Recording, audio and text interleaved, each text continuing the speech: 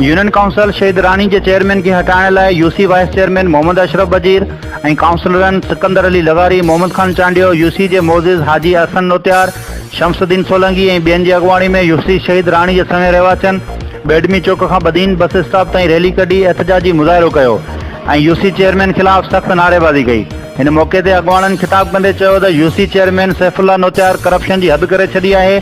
3 सालनि दौरान आयल करोड़ रुपयनि जी बजट हड़प करे वियो आहे ऐं पूरी यूनियन काउंसिल में किथे बि को तरक़ियाती कमु नाहे करायो। चेयरमैन कयो अॼु उहो असां सां ज़ुल्म करे रहियो आहे। एॾा ज़ुल्म कया आहिनि सो जेके अॼु 4 साल थिया आहिनि, न नलको थो ॾे, न के ग़रीब जी थो ॿुधे। ॿियो त ठहियो बि को मोदी सर्टिफिकेट वठण था वञूं, उहो बि चए थो 5000 ॾियो त असीं पोइ तोखे सर्टिफिकेट। ही जेको चेयरमैन आहे 2016 खां ईंदड़ बजट मुसलसल हिन ग़रीब आवाम लाइ जेका बजट अचे पई हड़प कंदो रहियो आहे मुख़्तलिफ़ तरीक़नि सां।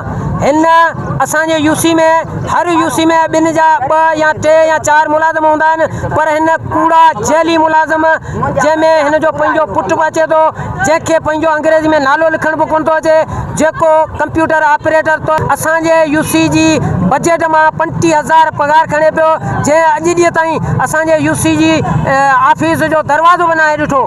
ऐं आऊं आला अख़्तियारीन खां इहो अर्ज़ु कंदसि त हिन जे ख़िलाफ़ नोटिस वठनि। वाहिद यूनियन काउंसिल आहे जंहिंमें जेली मुलाज़िम बि रखिया विया आहिनि ऐं उहे सेक्रेटरी जे थ्रू अधो पैसा खणंदा आहिनि। असांजी यूसी शहीद रानी जी आवाम समेत मुतालबो था करियूं त करप्ट चेयरमैन सेक्रेटरी खे हटाए लुटियल पैसो आवाम जो वापसि कयो वञे।